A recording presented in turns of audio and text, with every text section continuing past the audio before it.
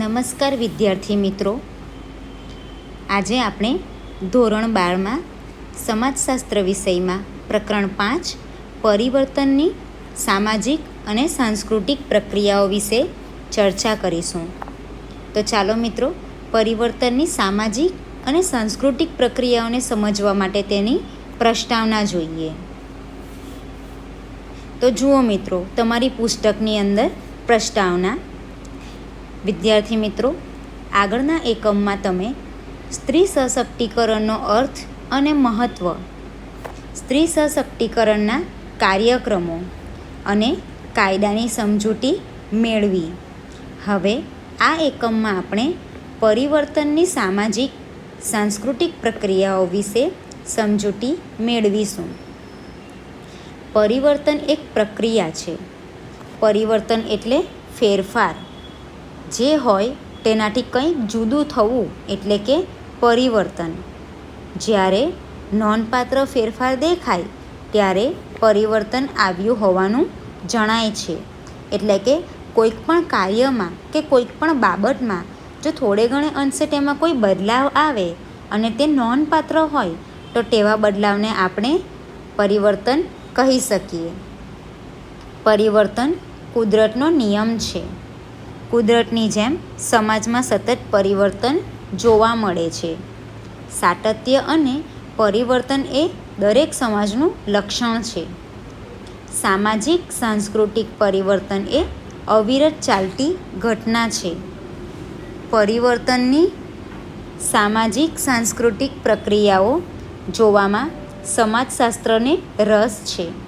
એટલે કે પરિવર્તનની જે સામાજિક અને સાંસ્કૃતિક પ્રક્રિયાઓ જોવા મળે છે તેમાં સમાજશાસ્ત્રને રસ છે. કારણ કે સામાજિક સાંસ્કૃતિક પ્રક્રિયાઓ સમાજ વ્યવસ્થામાં મહત્ત્વપૂર્ણ પરિણામો નિપજાવે છે. એટલું જ નહીં, તે સમાજ જીવનની મહત્ત્વની બાબત હોવાથી તેની સમજૂતી મેળવવી જોઈએ.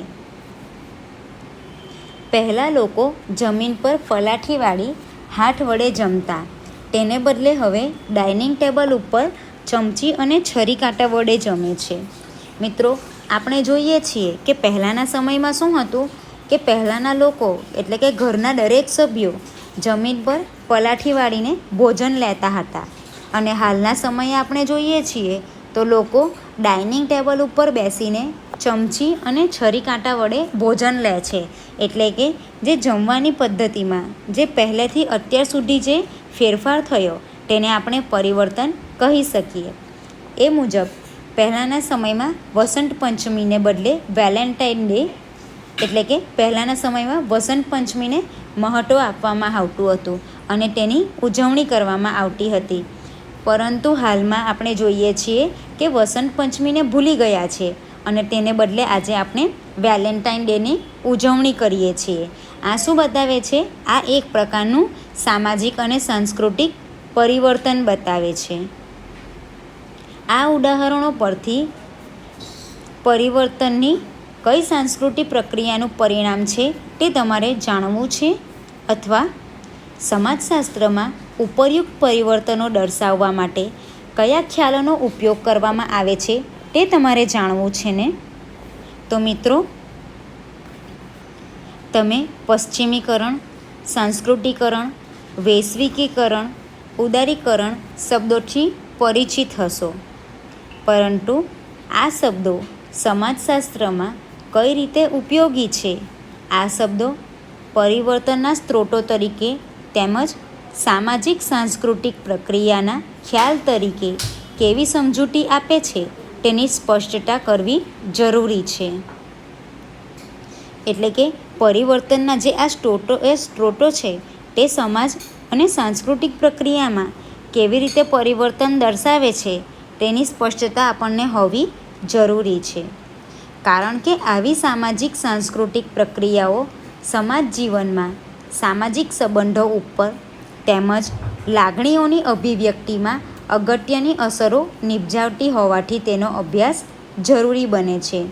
એટલે કે સામાજિક અને સાંસ્કૃતિક પ્રક્રિયાઓમાં સમાજ જીવનમાં સામાજિક સંબંધો ઉપર તેમજ લાગણીઓની અભિવ્યક્તિઓમાં તેની અગત્યની અસરો જોવા મળે છે, જેને કારણે પણ તેનો અભ્યાસ જરૂરી બને છે.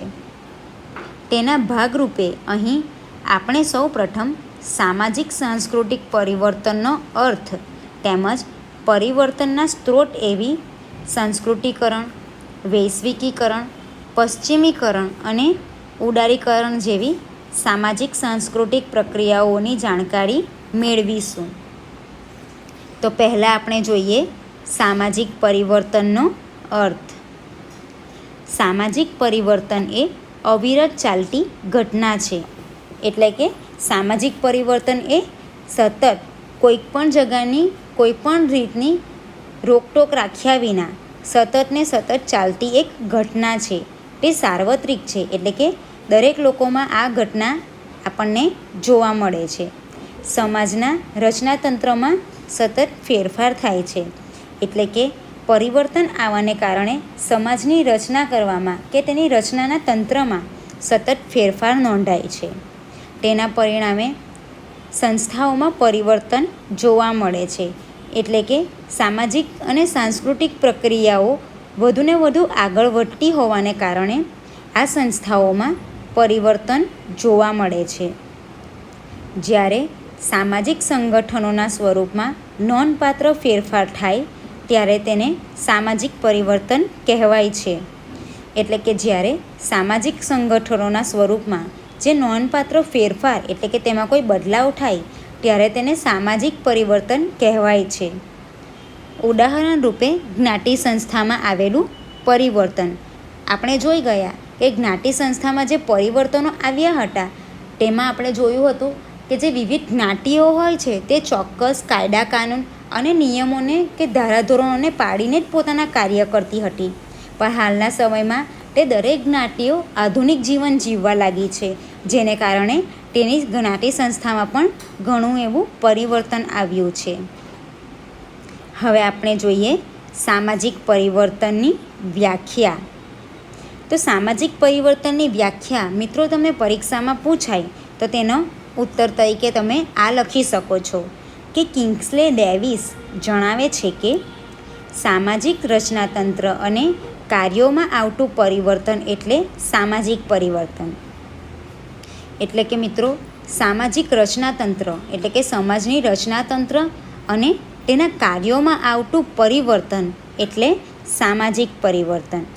દાખલા તરીકે સંયુક્ત કુટુંબના સ્થાને વિભક્ત કુટુંબનું પ્રચલન.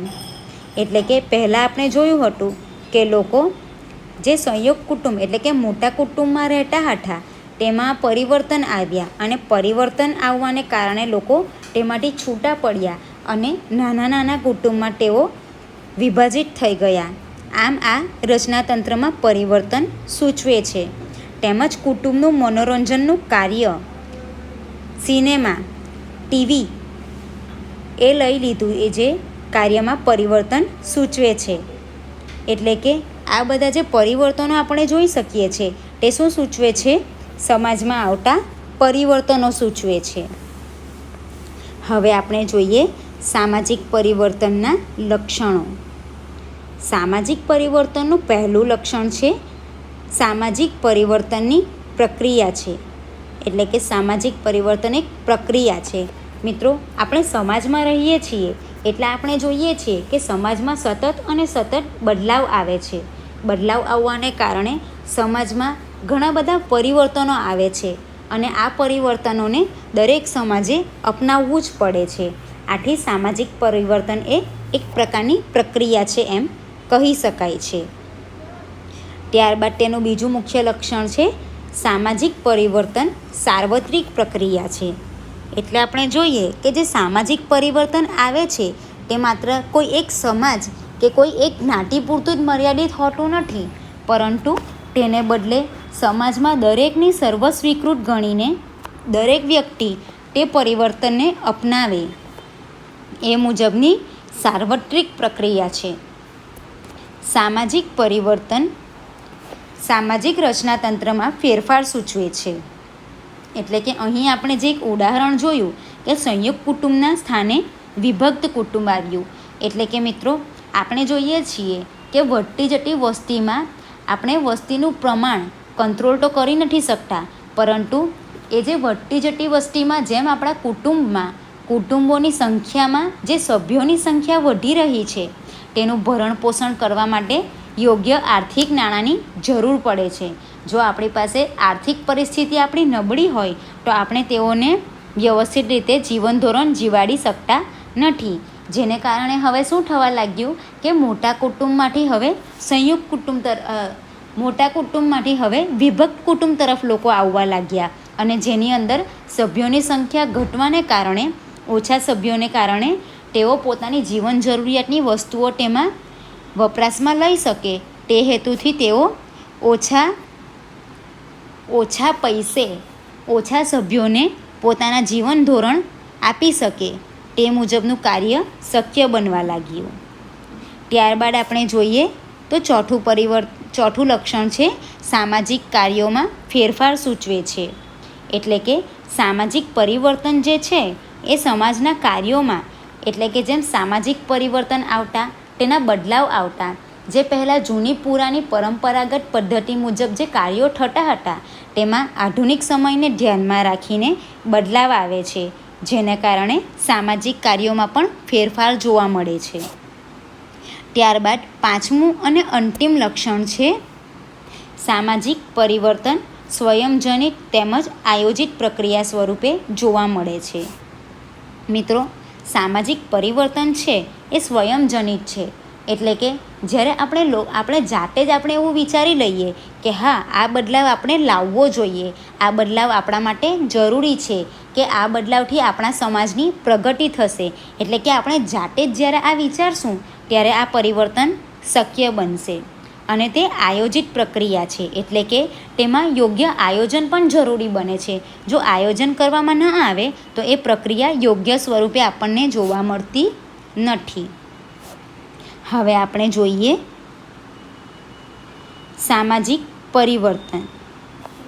સાંસ્કૃતિક પરિવર્તન. ભારતીય સમાજમાં સામાજિક પરિવર્તનને સમજવા માટે સાંસ્કૃતિક પરિવર્તનનો ખ્યાલ ખૂબ મહત્ત્વ ધરાવે છે. એટલે કે મિત્રો, ભારતીય સમાજમાં સામાજિક પરિવર્તનને સમજવા માટે આપણે સાંસ્કૃતિક પરિવર્તન વિશે પણ માહિતી મેળવવી જોઈએ. જો સાંસ્કૃતિક પરિવર્તનો વિશે આપણે જાણકાર ન હોય તો આપણે સામાજિક પરિવર્તન વિશે પણ યોગ્ય ખ્યાલ મેળવી શકતા નથી. વિવિધ પરિબળોની અસરને કારણે આધુનિક સમયમાં પરંપરાગત ભારતીય સમાજમાં અનેકવિધ સાંસ્કૃતિક પરિવર્તનો આવ્યા છે. એટલે કે વિવિધ પરિબળોની અસર થવાને કારણે આપણે જોઈએ છીએ કે સમાજમાં જે બધા બદલાવો આવી રહ્યા છે, જેને કારણે વિવિધ પરિબળોની અસર થવા લાગી છે. અને વિવિધ પરિબળોના અસરને કારણે આધુનિક સમયમાં જે પરંપરાગત ભારતીય સમાજમાં અનેકવિધ સાંસ્કૃતિક પરિવર્તનો આવેલા આપણે જોઈ શકીએ છીએ, કે જે બદલાવોને લોકો અપનાવવા લાગ્યા છે અને તેનો સ્વીકાર પણ કરવા લાગ્યા છીએ. હવે આપણે જોઈશું સાંસ્કૃતિક પરિવર્તનનો અર્થ અને તેની વ્યાખ્યા. સાંસ્કૃતિક પરિવર્તન એક વિશાળ અર્થ ધરાવતી વિભાવના છે. એટલે કે સાંસ્કૃતિક પરિવર્તન એ ખૂબ મોટો ખ્યાલ ધરાવતી વિભાવના છે. તેમાં સંસ્કૃતિમાં સમાવિષ્ટ તમામ બાબતો જેવી કે કલા, વિજ્ઞાન, યંત્ર વિજ્ઞાન, તત્વજ્ઞાન, ભાષા, સાહિત્ય વગેરે તેમજ સામાજિક સંગઠન તંત્ર સ્વરૂપો, રચના અને કાર્યોમાં આવતા પરિવર્તનનો સમાવેશ થાય છે. એટલે કે મિત્રો, સંસ્કૃતિમાં જે સમાવેશ થતી બાબતો છે, એટલે કે આપણને જે કળા મળેલી છે, જે આપણી પાસે વિજ્ઞાન છે, જે યંત્ર વિજ્ઞાન છે, તત્વજ્ઞાન છે, ભાષા, સાહિત્ય વગેરે જે આપણને મળ્યું છે, તેમાં સમય જતાં બદલાવ આવ્યા છે અને બદલાવ આવવાને કારણે તેમાં પરિવર્તનનો સમાવેશ થયો છે. સંસ્કૃતિનો ખ્યાલ વિશાળ છે. સંસ્કૃતિના ભૌતિક અને અભૌતિક પાસામાં આવતું પરિવર્તન સાંસ્કૃતિક આપણે જોઈ શકીએ છીએ કે સંસ્કૃતિના ભૌતિક અને અભૌતિક પાસામાં જે પરિવર્તન નોંધાય છે. સંસ્કૃતિના ભૌતિક પાસામાં ફર્નિચર, મકાનો, યંત્રો વગેરેનો સમાવેશ થાય છે. ઉદાહરણ તરીકે કાચા મકાનના બદલે પાકું આધુનિક મકાન, સંપર્ક માટે ટેલિફોનને બદલે સેલ ફોનનો ઉપયોગ વગેરે સંસ્કૃતિના રીતે. સંસ્કૃતિના અભૌતિક પાસામાં ચિત્રકલા, નૃત્યકલા, ઉદાહરણ તરીકે આધુનિક ચિત્રકલા અને લખવા બોલવા માટે અંગ્રેજી શબ્દ આવતું પરિવર્તન ગણાય છે. તો મિત્રો, આજે આપણે અહીંથી અટકીએ. બાકીનું આપણે આગળના ભાગમાં ચર્ચા કરીશું. આજના આ ભાગમાં જોડાવા બદલ આપ સૌ મિત્રોનો આભાર.